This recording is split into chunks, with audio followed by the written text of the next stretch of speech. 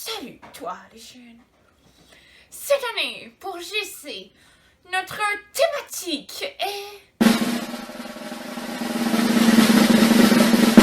bâti sur le roc.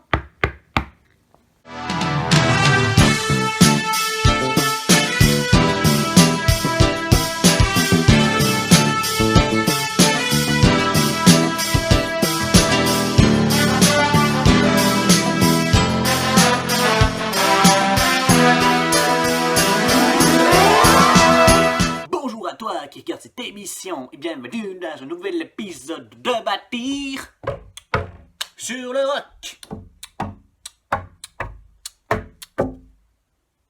Je sais pas pourquoi j'ai fait ça, mais c'est pas grave. Alors, j'espère que tu vas bien, que tu es en pleine forme comme d'habitude. Moi, en tout cas, ça va hyper bien. Et aujourd'hui, on se retrouve pour une nouvelle émission dont on va parler de l'amour inconditionnel. Au cas où vous vous en rappeliez pas, on avait vu depuis les 2 dernières semaines Dieu le Père en rôle de créateur et aussi en rôle de Père céleste. Et là, comme je l'ai dit tantôt, on va voir l'amour inconditionnel, c'est-à-dire un amour qui n'a pas de limite. Fait que pour ça, il va y avoir Bertha qui va faire un petit partage là-dessus. J'ai bien dit un petit parce que la prédication pour cette émission va être spéciale. Parce que vous allez avoir beaucoup d'exemples de pères qui aiment leurs enfants. Alors, j'en dis pas plus. Je veux pas gâcher le punch trop non plus. Fait que sur ce, on se dit après la prédication. Fait qu'à tantôt.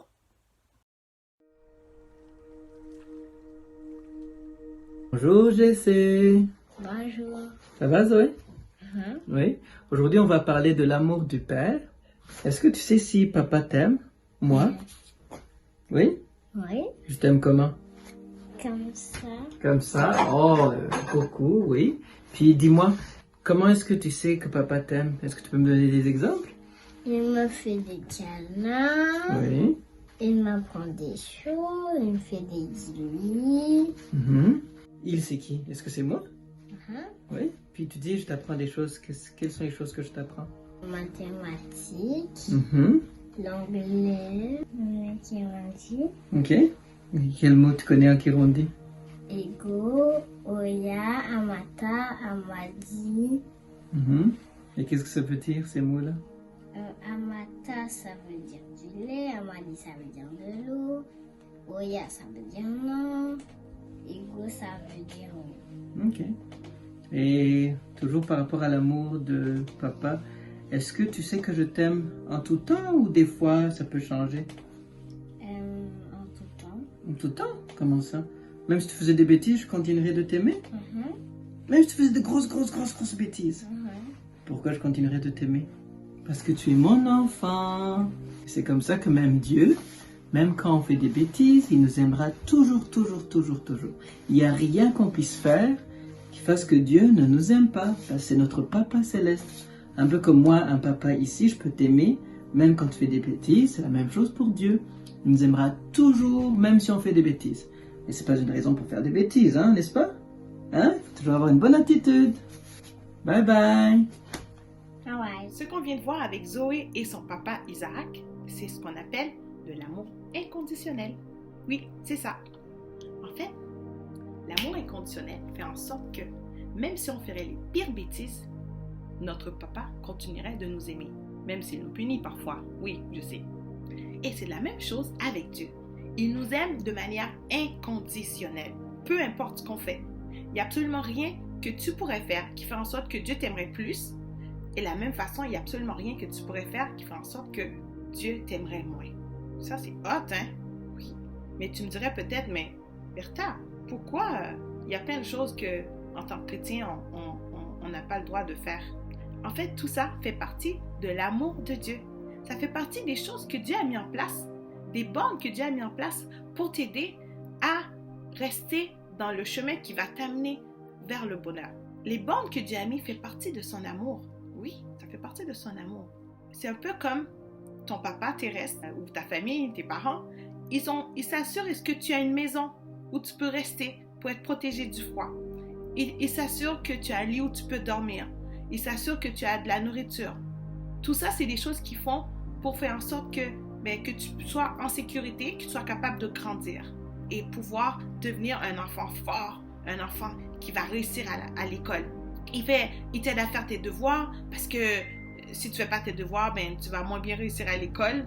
Il s'assure que tu fais tout pour t'aider à développer ton plein potentiel. Et la même chose que Dieu fait avec nous. Il met beaucoup de choses en place. Il met plein de choses en place pour nous aider à développer notre plein potentiel et aussi à être heureux. Hein? Il veut qu'on soit heureux. Le verset du mois nous dit, « Voyez quel amour que le Père nous a témoigné pour que nous soyons appelés enfants de Dieu. » Ce verset nous dit, montre que l'amour de Dieu, l'amour que le Père a pour nous, on peut le voir, on peut le sentir, on peut l'expérimenter. Et on a fait un petit tour auprès des familles de GC pour voir un peu comment eux, ils se sentent aimés par leur papa. Voyons un peu qu'est-ce qu'on a trouvé comme réponse. Naomi, comment tu sais que ton papa t'aime? Quand je suis triste et que mon papa prend le temps de me donner des gros câlins, ça me remplit de joie.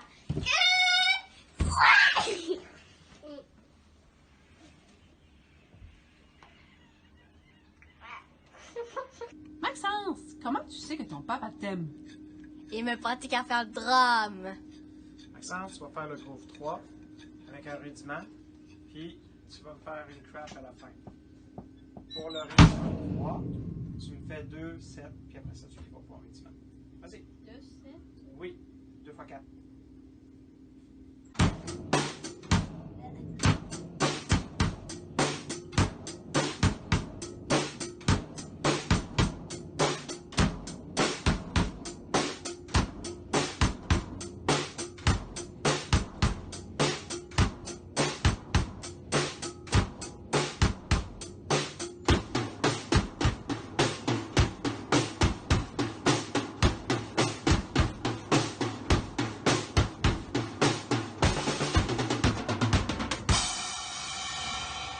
Ophi, comment est-ce que tu sais que ton papa t'aime? Quand il achète des cartes banquées et on les fait ensemble. 48.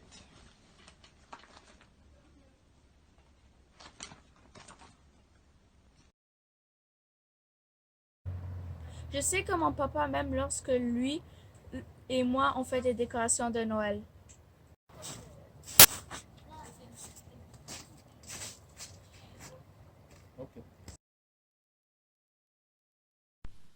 Moi, je sais que mon papa m'aime parce qu'il m'aide à faire mes devoirs. Je t'aime, papa. Oh, moi aussi, je t'aime. OK, chose sérieuse. Nomme-moi les 3 territoires du Canada. Le Yukon, le territoire du Nord-Ouest et le Nunavut. C'est une bonne réponse.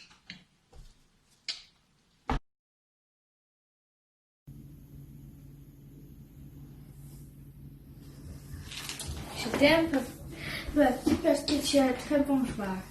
Merci chérie, je t'aime aussi, tu es un bon joueur. Yes!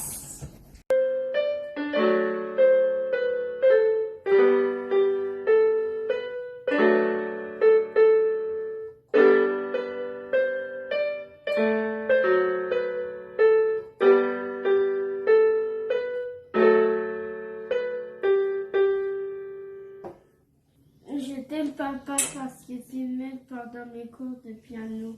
Je t'aime aussi chérie et je sais que tu es capable. Et c'est tout ça. Ok.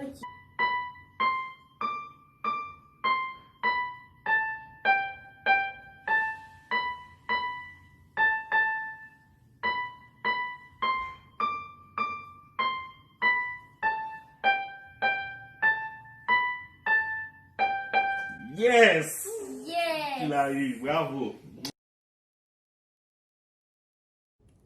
Moi, je sais que mon père m'aime quand je lui demande de jouer avec moi, puis il accepte, comme là, on joue aux cartes, puis je vais encore le battre.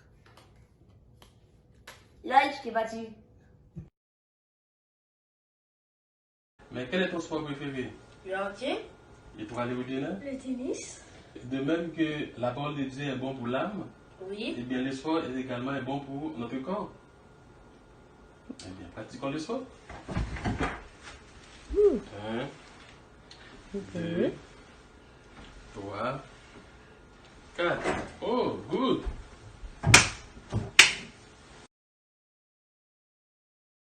Michael, comment tu sais que ton père, il t'aime? En jouant avec lui.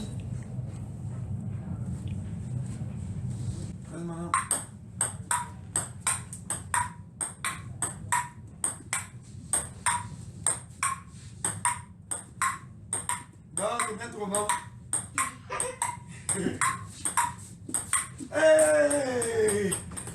C'est bon. Jane, comment tu sais que ton papa il t'aime? Je le sais parce qu'il passe du temps avec moi. Ah oui, qu'est-ce que vous faites ensemble? On joue à des jeux de société comme Romier, Uno et Skibo et il me chatouille. Il te chatouille? Oui, il me chatouille.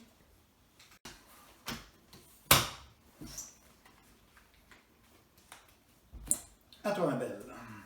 Passe ton tour! Passe ton tour! Passe ton tour! Piche-caca! Uno! Bam! Je déteste ce jeu. J'adore ce jeu! Wow, c'est vraiment cool, hein? Chacun des jeunes qu'on vient de voir ont pu expérimenter l'amour de leur père par différentes choses que leur père fait avec eux ou fait pour eux. Toi aussi, tu peux expérimenter l'amour de Dieu, ton Papa céleste. Oui. Et ça, c'est super important. C'est ça qui va faire en sorte que tu vas te sentir pleinement un enfant de Dieu. Tu vas te sentir pleinement confiant dans l'amour de Dieu le Père. Et pour terminer ce temps, j'aimerais prier avec toi pour cela. Pour que tu puisses comprendre son amour, saisir cet amour qu'il a pour toi. Seigneur, je te remercie pour chaque jeune qui regarde cette émission. On peut sentir ton amour et on peut expérimenter ton amour. Père, je prie que chacun des jeunes ici qui écoutent cette émission, Papa, que leurs yeux puissent s'ouvrir sur ton amour. Je prie qu'ils puissent sentir ta présence qui les entoure et qu'ils puissent se sentir à l'aise avec toi, qu'ils puissent te parler, qu'ils puissent te demander des choses, qu'ils puissent te prier, qu'ils puissent te demander de venir auprès de leur donner des câlins. Seigneur, je prie que tu donnes un câlin à chaque jeune qui écoute cette émission et qu'ils puissent sentir à quel point tu les aimes. Oui, Papa, au nom de Jésus, je prie. Amen. Donc, je te souhaite une bonne semaine et je t'encourage à continuer à prier, à parler à Dieu lorsque tu seras couché dans ton lit, à demander à ton Papa céleste de te montrer comment lui, il t'aime. Qu'est-ce qu'il pensait de toi quand il t'a créé? La même façon que tu l'as posé à ton Père terrestre la semaine passée, demande-le à ton Père céleste. Gros bisous, je vous aime beaucoup. Wow! Ça, c'est des bons exemples de savoir comment est-ce que vos parents vous aiment.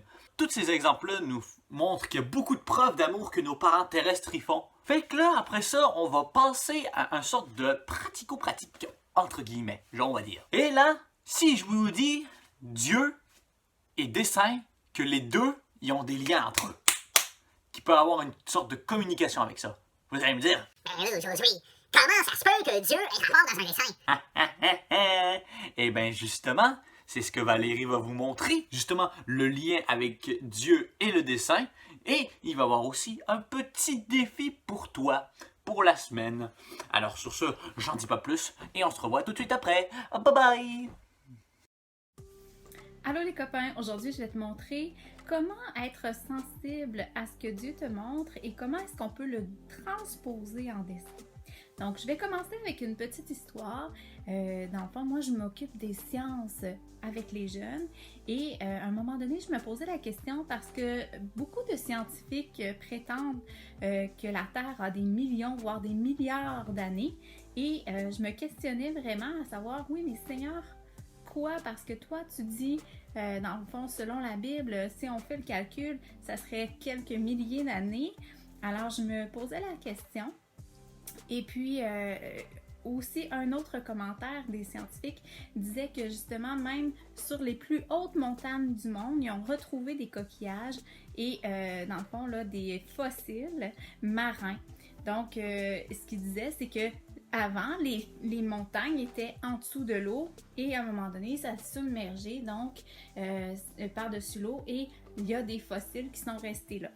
Et je restais comme ça en discussion avec le Seigneur et puis à un moment donné, j'ai eu un rêve qui, dans le fond, dans mon rêve, ça m'a réveillée et ça m'a dit mais Noé, ben oui, Noé. Noé, en fait, ce que ça raconte, c'est que la terre était submergée d'eau. Donc, dans le temps de Noé, c'est sûr et certain que les coquillages ont pu voyager partout. Et ce que ça me donnait comme confirmation, c'est que quand on a une question, on se questionne, voyons, me semble que ça fait pas sens ou il y a quelque chose de plus que j'ignore parce que je suis humaine, hein? Donc on est tous des humains, on n'est pas Dieu, mais Dieu connaît toutes choses. Alors ce que ça venait dire dans mon cœur, c'est que Dieu a tous les morceaux de casse-tête. Lorsqu'on se pose des questions, il est capable de nous les révéler. Alors, comment est-ce que j'ai fait ça? Eh bien, suite à mon rêve, j'ai fait un mont, donc dans la chaîne de montagne, ben, peut-être le mont Everest. Et ici, j'ai placé les coquillages étoiles de mer et je suis venue dessiner la main de Dieu qui avait toutes les pièces de casse-tête. Donc, si je me creuse la tête, je me pose des questions, eh bien, j'ai toujours la source qui peut me répondre, donc qui connaît tout, finalement, qui sait tout, et je peux me confier en lui. Alors, voici le défi que je te lance cette semaine, d'être à l'écoute, de savoir, OK, Seigneur, dans ma relation personnelle, que je sois en train de marcher ou que je sois à la récréation, peut-être dans une pause à l'école ou même à la maison avant de dormir, que je puisse me poser des questions et les renvoyer à Dieu. Seigneur, révèle-moi ta pensée. Qu'est-ce que tu peux me donner comme indice? Et sois attentif parce que le Seigneur répond à nos prières. Et quand on a un cœur sincère, eh bien, il vient tout doucement et nous répondre et il faut être attentif. Donc, à ce moment-là, tu pourrais le faire en dessin et nous le partager. Alors, on s'est installé en famille pour faire un dessin avec la louange pour savoir qu'est-ce que Dieu nous inspirait. Qu'est-ce que tu devais faire? On devait créer un dessin à partir de ce que Dieu nous inspirait. D'accord. Et toi, qu'est-ce que Dieu t'a inspiré? Ben, dans la chanson qu'on a écoutée, il disait que Dieu était le maître, ben, le roi. Donc j'ai fait un trône. Je savais pas comment représenter Dieu, alors j'ai fait un soleil. Et c'est ça. Ah, très bien. Et toi, Gabrielle, qu'est-ce que tu as dessiné? J'ai dessiné quelqu'un qui prie dehors. Ça, c'est le reflet du soleil. OK. Très bien. Merci, Gabrielle. Très bien. Et voilà le mien. J'avais à cœur de remercier Dieu pour tout ce qu'il m'a offert dans ma vie. Donc, voici mon dessin. Alors voilà, c'était l'émission sur l'amour inconditionnel. J'espère que ça t'a plu. On se reverra pour la semaine prochaine, à la même heure, à la même journée. Alors sur ce, je te dis ciao ciao. Plutôt, regardez, je sais ce que je vais faire. Je vais finir l'émission comme ça. Bye bye.